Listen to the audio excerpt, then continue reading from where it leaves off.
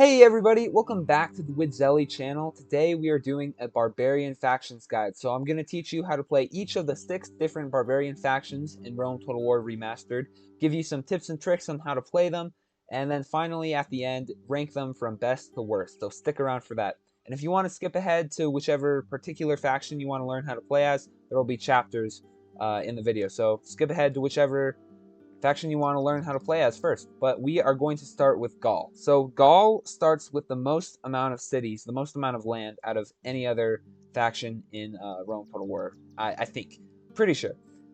Maybe Seleucid Empire. I don't know. They've got a lot of land, and so you've got modern day France. You've got the tip of Italy, and then you've got one settlement in Spain, which I actually have lost right now, but what you should do is you've got 3 fronts basically. You've got Italy, you've got Spain, and then you've got the north. So let's start with Italy. So the very first turn, you can actually take your troops from Mediolanum, and they can actually reach Segesta. So you can have that settlement on the very first turn. There's like nobody guarding it. It's very, very easy picking. So you just grab it, you take it, and then all of a sudden you've got 3 settlements, and Julii has nowhere to expand, nowhere to get more money, and you can just take them down. You've got a pretty good... These 2 settlements are both pretty solid.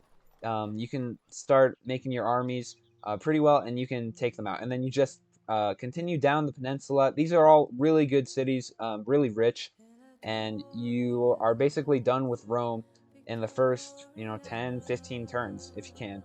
And one thing I would caution here is that there are 2 rebel settlements very close. Uvium over here and Segestica right here that are rebel, and they look very appealing because they're good. I mean, it's always good to take more settlements, especially rebel settlements, but the problem with them is that it gives the Julii time to build a stronger army. You don't want to give them that time, so you want to rush them. You want to take Segesta and then focus on taking their 2 settlements before you go for them. You can see, like, I haven't taken them here. I'm sending too much force right now, actually, to go take them, but you want to deal with the Romans first before you take the rebel settlements, because the rebel settlements will be there in the future. So, yeah, just beware of that. And then in Spain, you can take your army from Numantia, which is actually a pretty good settlement too, and Narbo Martius, and you can kind of start to take over Spain. It's a little longer just because the settlements are farther away. I lost Numantia like a fool because I wasn't paying attention. I saw the army and I just forgot to send my army back in time, so you can avoid that, and then you can just take on Spain, which will be a great source of income for you. And then same thing here, Lugdunum and Massilia are both rebel settlements, so you can go for them, but just go for them later. There's nobody around here that's going to take them. Like, Gaul encompasses all this area, so nobody's going to come and steal it. So you've got plenty of time to direct your first resources to Spain and to Italy. And then finally, on the north, you've got Britain and Germania, and you can take on both of them pretty easily. You've got a good starting army in Alesia, and Alesia is a great settlement. You can start building everything you need. But you don't want to fight them both at the same time. So what I recommend is trying to make an alliance with one or the other. I usually like to make an alliance with Germania. I don't know. It kind of depends on the game. Sometimes what you really don't want to have happen is have them form an alliance and then they go to war against you, because that's a lot more difficult to defend, because you can take them both on if you weren't dealing with the Romans and the Spanish and the Carthaginians. You've just got a very large empire, so you need to be able to coordinate your resources better. So that's why I haven't expanded up north here, because they're not great settlements. They don't give you a ton of money, and they're far away. So it becomes a long war. So you want to take on the richer Italian peninsula and Spanish towns first. So that's the goal with Gaul. And then for their armies, what I recommend usually, I mean, most of my armies, you just spam the Barbarian horsemen. You're going to be playing against... Rome will be a little bit difficult, but the war bands that you face up here, and the... what are they? Iberian infantry, I think, that Spain and Carthage has, will just melt if you just pelt them with a ton of cavalry coming around the flanks and the rear. I mean, cavalry is king in this game. So even though they're not great cavalry, they will just melt the infantry you're going up against. Rome becomes a little bit more difficult. That's why I have all these swordsmen to hold the line a little bit longer, but that's basically Gaul. So And pretty soon you will... Hold on, hold on. Come on, load. Auto-resolve this. Whoa, victory! Soon you'll get a victory as Gaul. So let's move on to Britannia. Now, Britannia is a pretty unique faction in Rome Total War because they have the island of, of England and Ireland, the United Kingdom here, and so the AI is super bad at naval attacks. So you're gonna be pretty much safe for the entirety of the game. They're not gonna attack your homeland, which gives you a lot of freedom in how you choose to play. I like to go for both Gaul and Germania just because you have nobody really attacking your home front, so you don't have to worry about defending it. You can just attack. But you can take it one at a time, make an alliance with one, hold them back a little bit, and then deal with another. The problem with Gaul is that they stretch out so far that, Germania will probably backstab you. And same thing the other way, Germania stretches all the way out here, so it gets a little annoying. You kind of have to split your resources, but I mean, what's there to say about Britannia? You have chariots, which will just melt the barbarians. The warbands and the swordsmen will have nothing. Your chariots will run into them, and they will flee immediately. The issue with the chariots is Germania has phalanx spearmen, and so you have to be really careful about charging into them with your chariots because they will destroy your chariots. And your generals are chariot units. So if the general dies, then your army is suddenly routing because you've got warband that have morale of 5. I mean, they're warband. So you got to just be careful about that. But chariots will get you going. For infantry, they actually have a really interesting thing. They've have the Woad Warriors here, which are actually a really, really nice early game infantry because of their super high morale and they're good melee attack. So I actually like to use them. Unfortunately, they do take 2 turns, so it's not like you're gonna have full armies of them. But they're a nice unit to use early game. They'll beat Warband any day of the week. So when you're going up against Gaul and that's all they're throwing at you, you'll be fine. And then also they have hold on, is it? No, is it here? Yeah, the same one right after Head Hurlers. They've got one of the highest base missile attacks in the game. 17. They are insane, and they cause fear. Like, Head Hurlers are super, super good. So although you have to get to the 2nd level of the temple to get them, they are incredible. They will, help cause those mass routes that are especially good in the Barbarian factions where they don't have as high morale. So, you take out their general, you start throwing the Head Hurlers, you send in your Woad Warriors, and you crash in with the chariots. It's game. It's over. And Britain, you kind of take them on. And then you'll have to deal with Rome eventually. Over here, I like to cut it off there at the last Germania settlement. Or actually, I think they have one more in this game, yeah.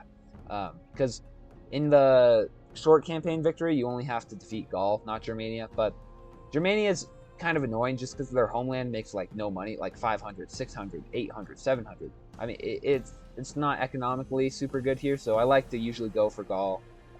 More so, even though when I'm splitting them up, and then get to Italy as soon as possible. But I mean, that's basically it. Chariots and the temple special units, and it's pretty soon you will be having yourself.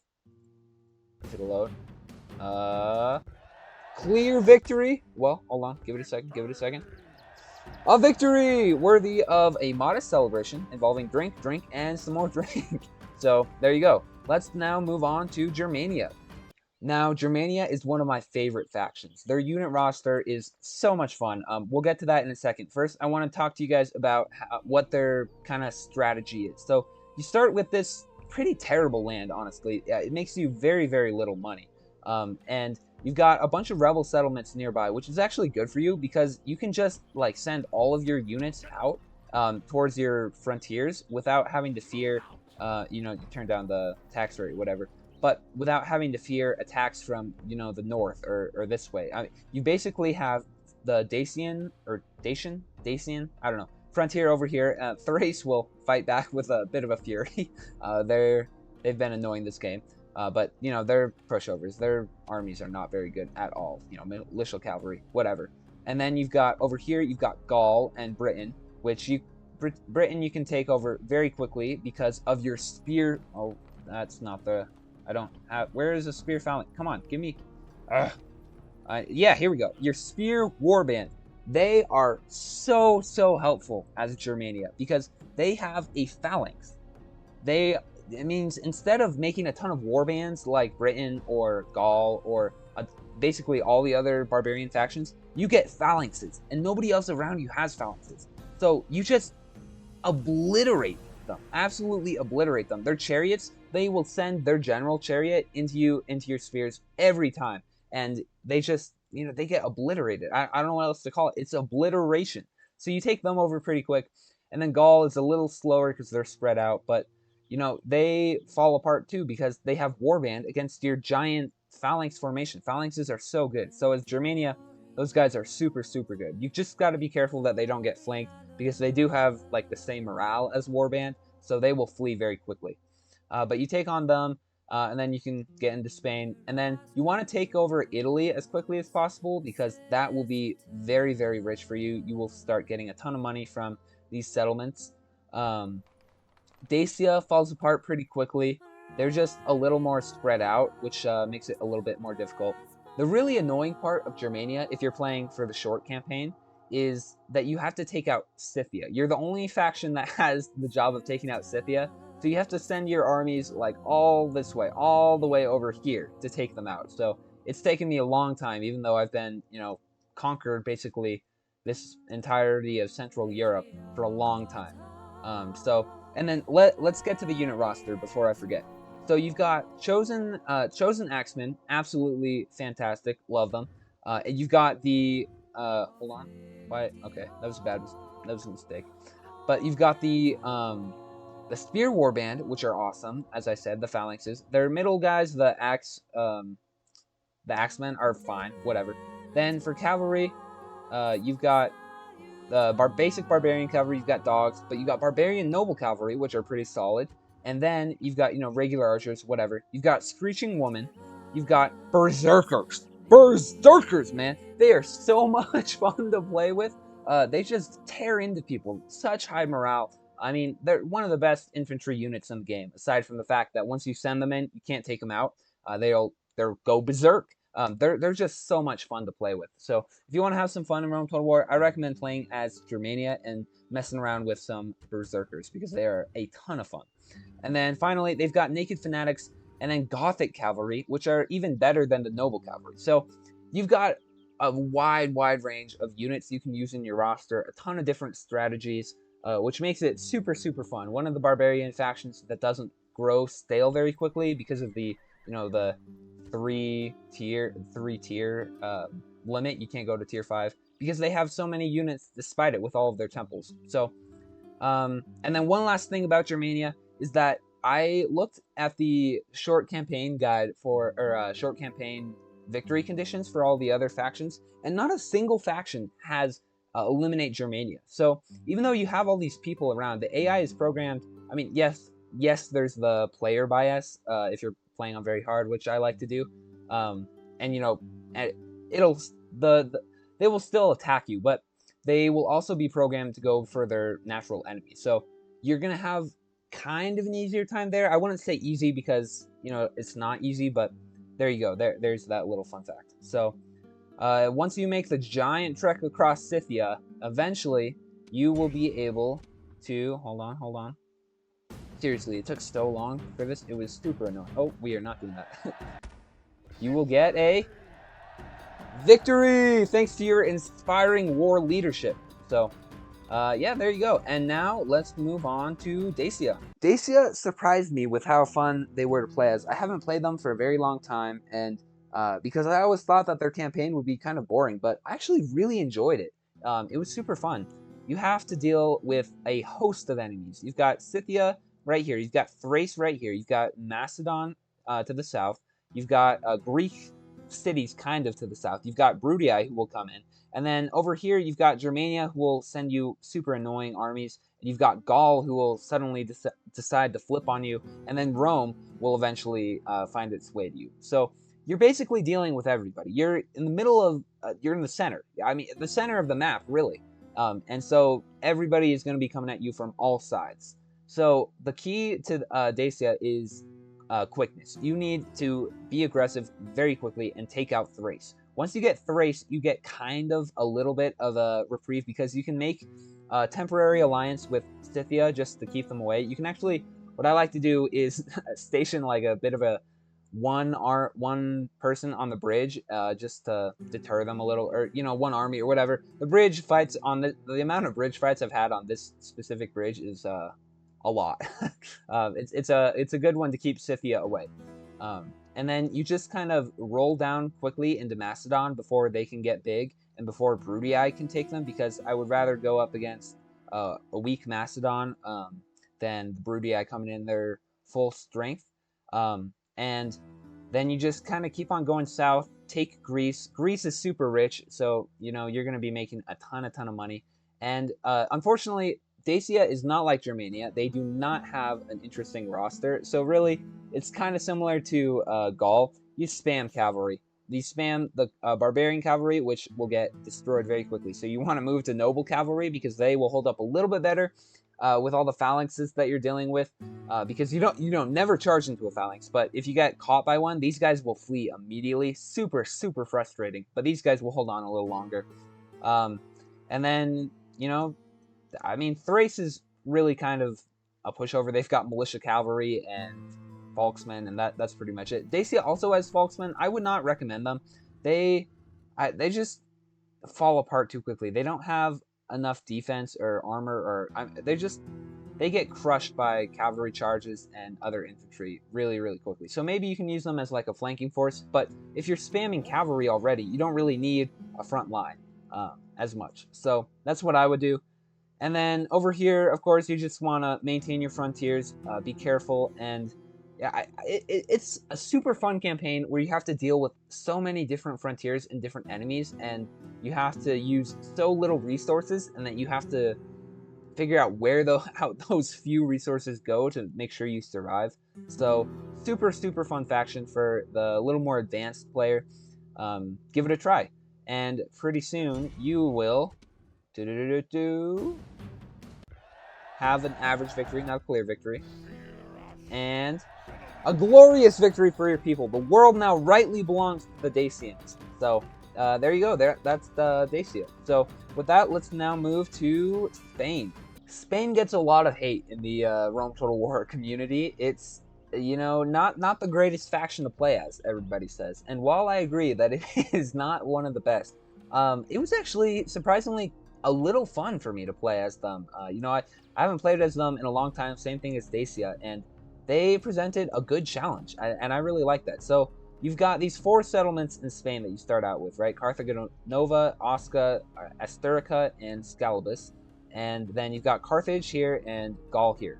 Well, I found that if you move your units from Asturica, which admittedly takes like 1,000 years, and your units from Osca, you can take out Numantia, and then Scalabus and Carthago Nova can actually take, Carthago Nova, I think, can take out Corduba, and then you send them up to help with Numantia, and suddenly you've got this stronghold of Iberia, and you can withhold the Gallic advances in these choke points. You make a bunch of forts, and they get stuck, buying you some time to get your armies to the front lines. And then you just progress from there into Gaul, and you've got a homeland that nobody will attack. Although, I will say, Rome, the anti-player bias is evident with, like, the Julii would send ship after ship, like, right here, and then when I got over here, of armies, instead of fighting Gaul, like they should be, to take me on. So you have to be aware of that. Be careful of the ships. Maybe build a bit of a navy to stop them. But you just kind of progress into Gaul. And then what I like to do is you create a navy here, and you take Palma. And then I took over what is this? Calais? It's something. I can't remember. You take over this city, and I lost it, but you get Carthage out of the way. And then you just come over here, take the tip of Africa, take these nice little settlements, and suddenly Carthage is gone, which is one of your victory conditions for the short campaign victory, if you're going for that. And then you just kind of keep progressing. Admittedly, one other thing, well, the other big thing about Spain is that their roster is basically Carthage's, if Carthage's roster was absolute garbage. I mean, they've got none of the good. They've got Scutari, which are really, that's basically the highlight of your infantry. Town militia, garbage. Iberian infantry, slightly less garbage. Your cavalry, you've got round shield cavalry and long shield cavalry. Long shield aren't bad, but to have that be your highest level of cavalry is pretty bad. You don't get archers, you get slingers, which are good. Slingers are good, but I like archers. And then hold on, what's over here? Oh yeah, yeah, your bull warriors. Sorry, the pinnacle of your army is these bull warriors, which I didn't even get to in my campaign because they're the 3rd tier, and they take 2 turns to to to train. So, I mean, you're not going to be using them unless you're playing for a bit of a longer time than I am. Which I mean, I would enjoy playing this a little bit longer, but their army gets a little stale after a while. So that I can see why people are hating on Spain a little bit for that. But they're pretty fun to play as. They've got a unique position where they can just hold down their homeland and then expand, and then pretty soon you will. Actually, hold on. I have to really fight this one, so give me a second. You will be the mightiest power in the world, unassailable by any external threat, and you'll get a victory as Spain. So with that, let's move on to the final barbarian faction, Scythia. Really, the only thing I can say about Scythia, and really the only thing anyone can say about Scythia, is build horse archers. That's it. It's that simple. They're so good. They're probably the best unit in the game. Not statistically, but like on the campaign and realistically the best unit, because they can shoot. They have so much ammo. They can shoot any unit, and then if cavalry chases after them, they'll be able to evade them because they're light cavalry, so they'll be faster. All the while shooting arrows into them from like while they're chasing. And even in settlement battles, you can just shoot over the walls or shoot them when they congregate, excuse me, in the town center square. So you're gonna take over the world as Scythia. The only issue is you're super spread out at the start. Like here, I kind of abandoned it because I sent all of my units down to the frontier where I needed them, because this settlement doesn't make you a ton of money, and you don't need those units. I would rather not have to deal with it and have more units up here.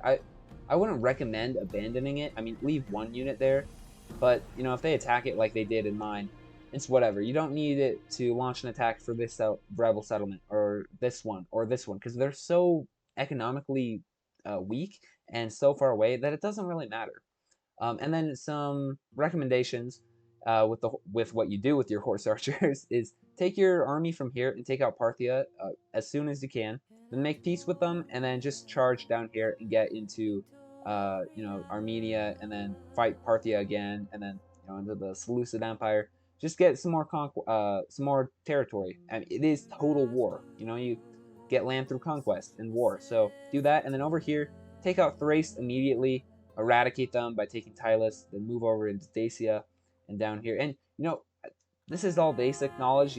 Expand out, but really, that's all you need. I mean, the horse archers will really carry you so far. They are so good.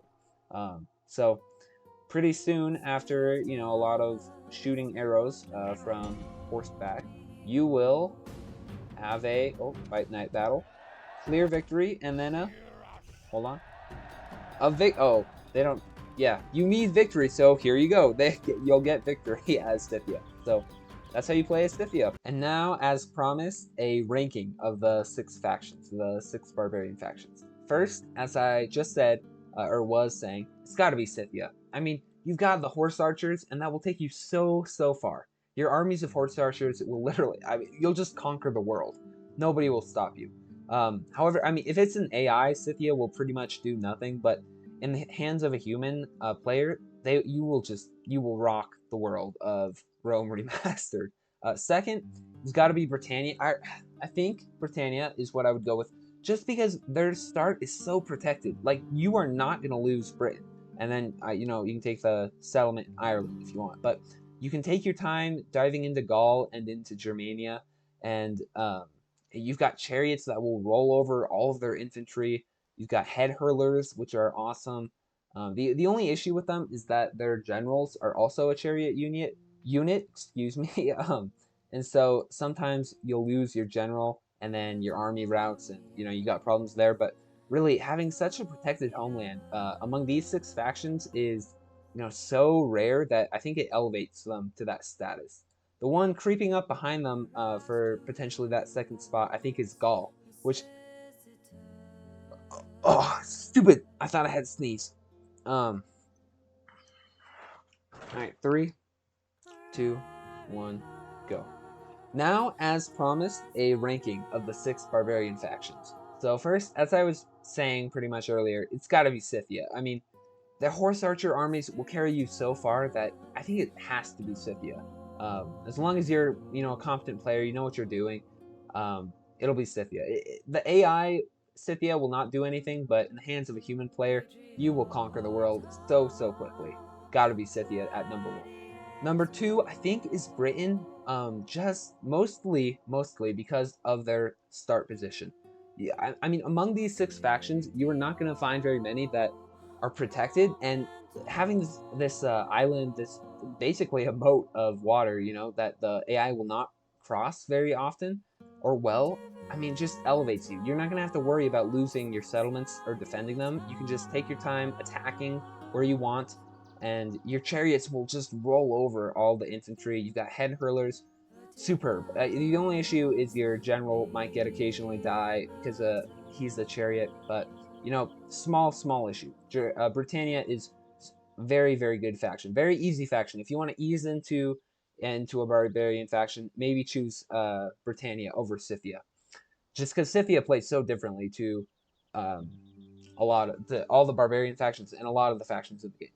Third, and potentially maybe creeping up on that 2 spot, is Gaul. Just even though they have all the 3 frontiers, they just so massive that they get so much money. They start so far ahead of all the other factions that they start to snowball really quickly. And you've got a decent army. Your infantry is pretty solid. You've got a good enough roster to support you. You take over Spain. You just you snowball so quickly as Gaul.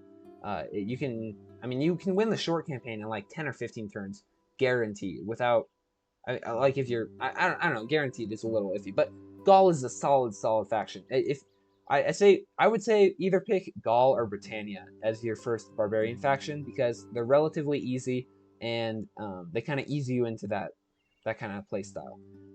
Fourth, I think I'm gonna have to go with Germania. I would love to put them higher, and I think for a better player, I would put them higher, but just in general, they're probably 4th, just because their roster is so insane. Those phalanxes are crazy. Those phalanxes will carry you so far against all these barbarians, and especially the chariots. They're like the kryptonite to chariots, and they're just such a fun faction to play as. If you're above average and you want to have some fun, try out Germania, give them a spin, give those berserkers a try. They are so much fun.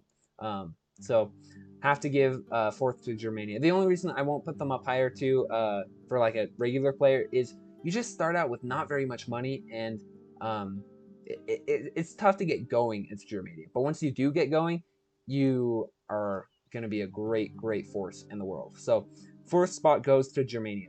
Now 5th and 6th are a little close, but ultimately 5th is going to have to go to Dacia, which is actually dead in this game. So maybe the wrong game to load up here. But Dacia as 5th, really the thing that cements it over Spain, to my mind. Or actually, you know what?